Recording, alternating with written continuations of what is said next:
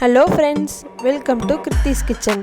இன்றைக்கி நம்ம பொட்டேட்டோவை வச்சு ரொம்பவே டிஃப்ரெண்ட்டான சீஸ் பால் செய்ய போகிறோம். வாங்க எப்படி செய்கிறதுன்னு பார்க்கலாம்.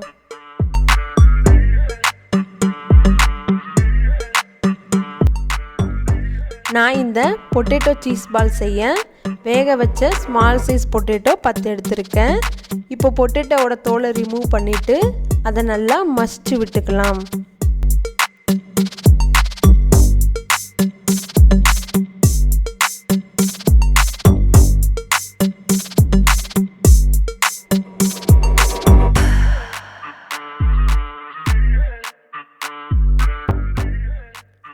இப்போ பொட்டேட்டோவை நல்லா மசிச்சு விட்டாச்சு. அது கூட நறுக்கி வச்ச 5 பல் பூண்டு சேர்த்துக்கலாம். அடுத்து கொஞ்சமாக கொத்தமல்லி தழை சேர்த்துக்கலாம். அது கூட நறுக்கி வச்ச ஒரு பெரிய வெங்காயம் சேர்த்துக்கலாம். கூடவே 1/2 டீஸ்பூன் மிளகுத்தூள், 1/2 டீஸ்பூன் உப்பு சேர்த்துக்கலாம். கூட கொஞ்சமாக சில்லி ஃப்ளேக்ஸ் அல்லது அரைச்சி வச்ச வரமிளகாய் சேர்த்துக்கலாம்.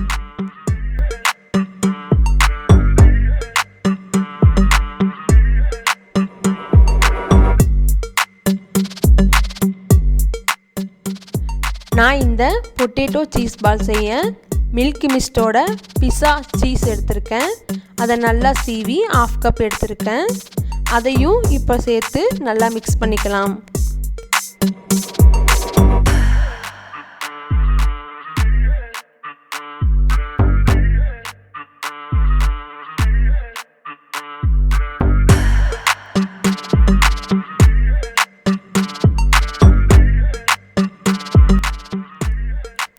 நல்லா மிக்ஸ் பண்ணதுக்கப்புறம் ஒரு மீடியம் சைஸ் பால் ஷேப்பில் இந்த மாதிரி உருண்டை பண்ணி எடுத்துக்கலாம்.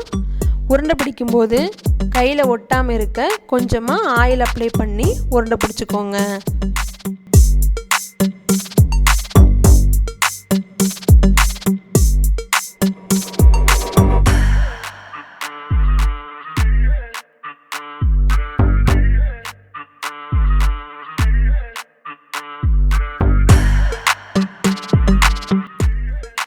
இப்போ நம்ம நல்லா உருண்டை பிடிச்சாச்சு.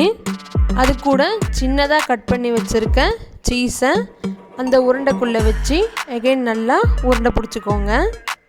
இதே மாதிரி எல்லா பொட்டேட்டோ பால்ஸ்குள்ளேயும் சீஸை வச்சு தனியாக உருண்டை பிடிச்சி எடுத்து வச்சுக்கோங்க.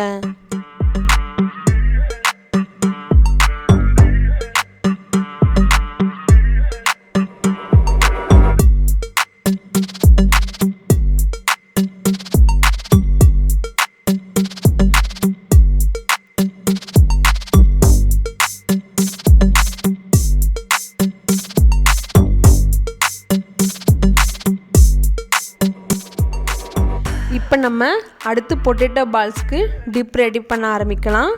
அதுக்கு ஒரு பவுலில் 2 டேபிள் ஸ்பூன் மைதா மாவும் 2 டேபிள் ஸ்பூன் கார்ன்ஃப்ளவர் மாவும் சேர்த்துக்கோங்க.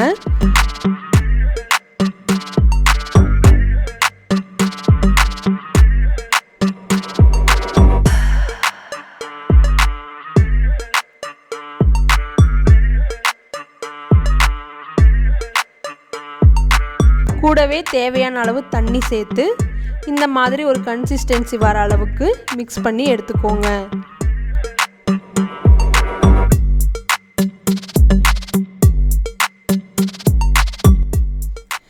இப்போ நம்ம டிப் ரெடி பண்ணியாச்சு.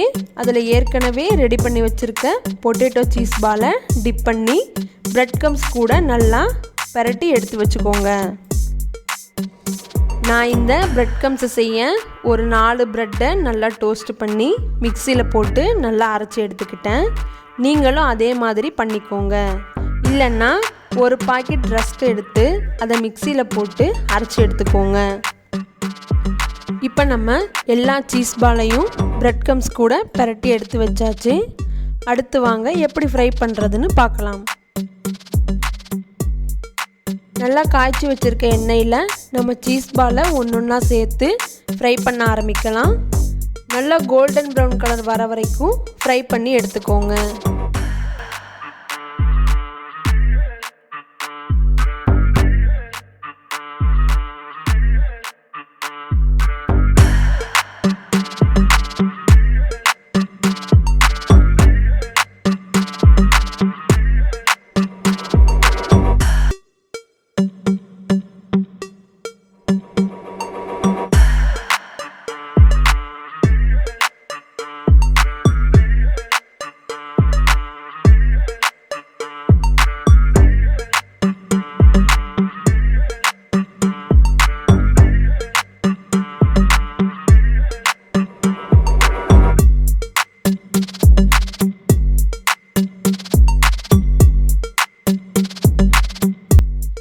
அவ்வளோதாங்க, நம்ம எதிர்பார்த்த மாதிரியே பொட்டேட்டோ சீஸ் பால் ரொம்பவே சூப்பராக வந்திருக்கு. நீங்களும் ட்ரை பண்ணிவிட்டு எப்படி இருந்துச்சுன்னு கமெண்ட் பாக்ஸில் கமெண்ட் பண்ணுங்கள். அடுத்து ஒரு இன்ட்ரெஸ்டிங்கான வீடியோவில் சந்திப்போம்.